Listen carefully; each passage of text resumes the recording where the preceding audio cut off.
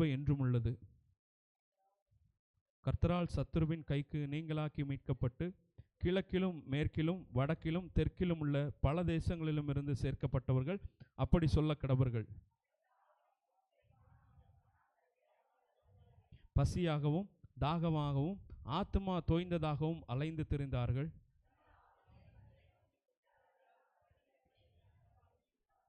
தாபரிக்கும் ஊருக்கு போய் சேர அவர்களை செவ்வையான வழியிலே நடத்தினார்.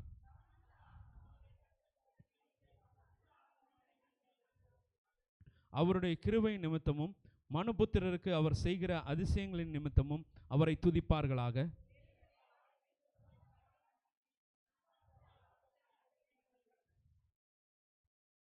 அந்தகாரத்திலும் மரண இருளிலும் வைக்கப்பட்டிருந்து ஒடுக்கத்திலும் இரும்பிலும் கட்டுண்டு கிடந்தார்கள்.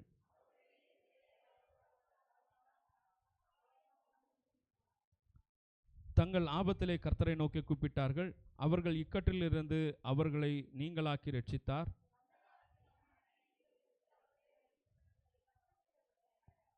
கர்த்தர் வெண்கல கதவுகளை உடைத்து இருப்பு தாழ்பாள்களை முறித்தார் என்று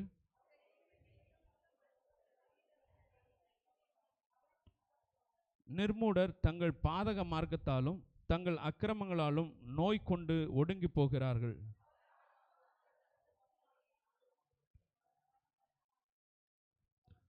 தங்கள் ஆபத்திலே கர்த்தரை நோக்கி கூப்பிடுகிறார்கள். அவர்கள் இக்கட்டுகளுக்கு அவர்களை நீங்களாக்கி ரட்சிக்கிறார். அல்லேலூயா. உட்கார்ந்து கொள்வோம்.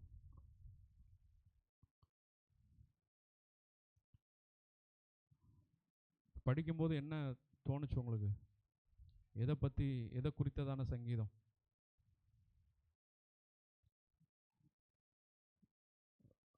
ஒரு விஷயம், பைபிள் வசனத்தை படிக்கும் பொழுது நம்ம அதை கண்ணோட்டத்தில் கொண்டு வரணும்.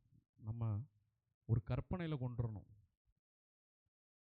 சும்மா நானும் படித்தேன் அப்படின்னு சொல்லி படிக்கக்கூடாது. அல்லேலூயா. யார் சொல்ல முடியும்?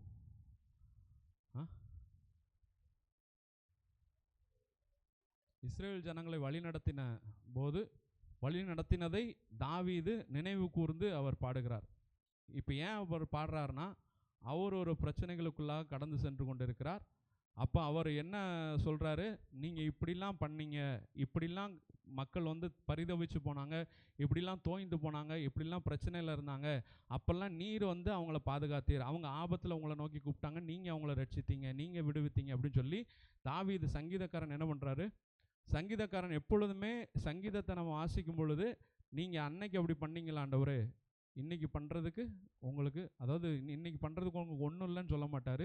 அன்றைக்கி நீங்கள் அந்த பிரச்சனையை அப்படி பண்ணீங்க, இந்த பிரச்சனையை இப்படி பண்ணீங்க அப்படின்னு சொல்லுவார். அது ஏன் சொல்கிறாருன்னா, இன்றைக்கி எனக்கு ஒரு பிரச்சனை இருக்குது, இந்த பிரச்சனையை நீங்கள் தீர்க்க வல்லவராக இருக்கிறீருங்கிறத சொல்கிற விதமாக அவர் என்ன பண்ணுவார்? சங்கீதக்காரனை எப்போவுமே அப்படி தான் சொல்லுவார். அதனால தான் அவர் கர்த்தர் என் மெய்ப்பராக இருக்கிறார், நான் தாழ்ச்சியடையேன், அவர் என்னை புல்லுள்ள இடங்களில், அந்த வசனம் பார்த்தீங்கன்னா அவரை ஆடு மாதிரி கழுத்தில் கெட்டியாக கூட்டு போனார் ஆண்டவர்.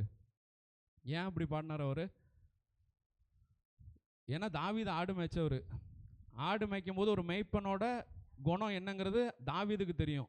தான் கூட்டு போகிற ஆடுகளை பாதுகாப்பாக அவன் கூட்டு வரணும், ஆடுகளுக்கு பசிக்கும் போது அவன் புல்லை கொடுக்கணும், தாகம் அடிக்கும் போது அவன் தண்ணி கொடுக்கணும், எல்லாமே அவனுக்கு தெரியும்.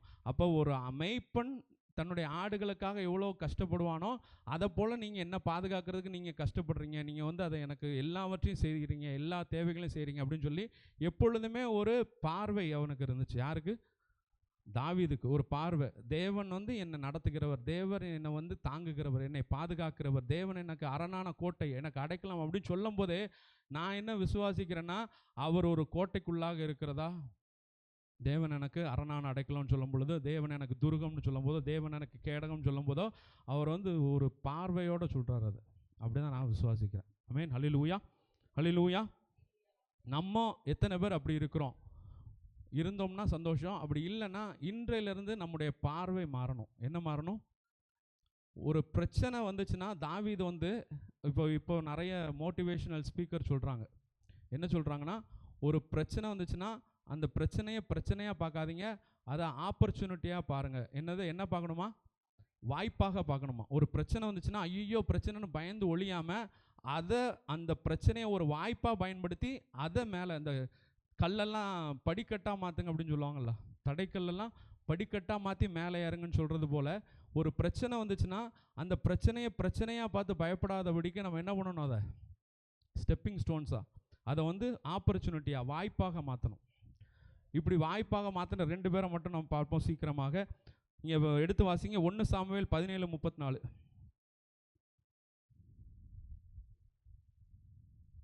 எல்லாருக்கும் தெரிந்த ஒரு இதுதான். இன்னொருத்தவங்க எடுத்துக்கொள்ளுங்க, என்னாகமம் 13:27. ஆ ஆ ஆ ஆ ஆ ஆ ஆ ஆ ஆ ஆ அடித்து கொன்று போட்டேன். ஆ ஆ ஆ ஆ இங்கே பாருங்க, அவன் என்ன சொல்றாரு தாவீது, விருத்த சேதனம் இல்லாத இந்த பெலிஸ்தனும் எதை போல, ஒரு கரடியை போல, சிங்கத்தை போல வாயை கிழிச்சது மாதிரி ஈஸியாக கிழிச்சிடும் அப்படின்னு சொல்லி தாவீது சொல்றாரு.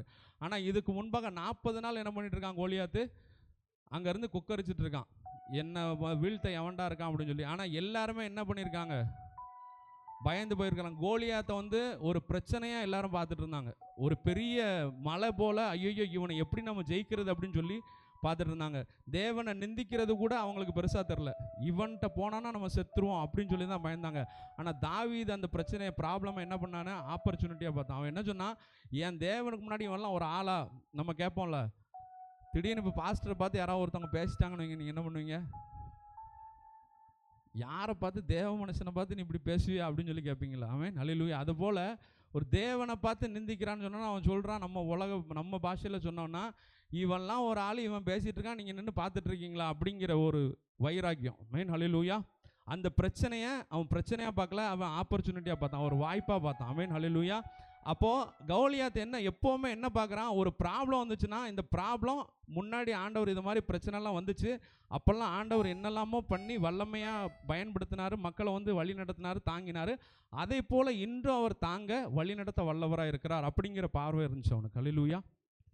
உங்கள் எத்தனை பேருக்கு அந்த பார்வை இருக்குது?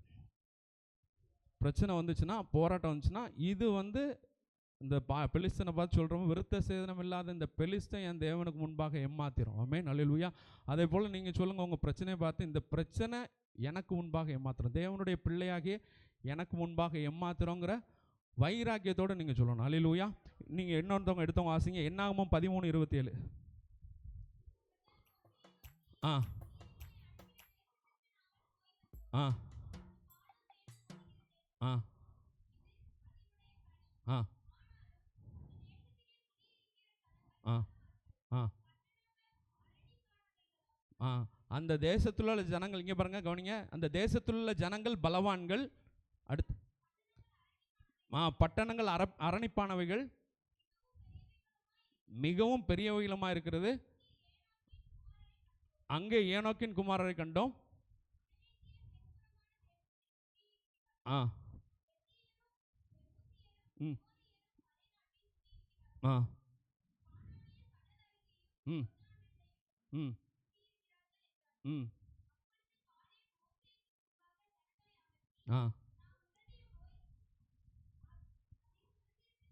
ஆ சரி. இப்போ காலேப் வந்து என்ன சொல்கிறாரு, காலேப் வந்து மோசேட்ட சொல்கிறாரு, என்ன சொல்கிறாரு, அது வந்து அங்கே இருக்கிற மக்கள்லாம் பெரிய ராட்சதர்களாக இருக்கிறாங்க, அது அரணைப்பான பட்டணம் தான், எல்லாம் பிரச்சனை தான், ஆனால் நம்ம என்ன பண்ணுவோம், அங்கே போய் ஜெயம் கொள்ளுவோம்னு காலேப் சொல்கிறாரு.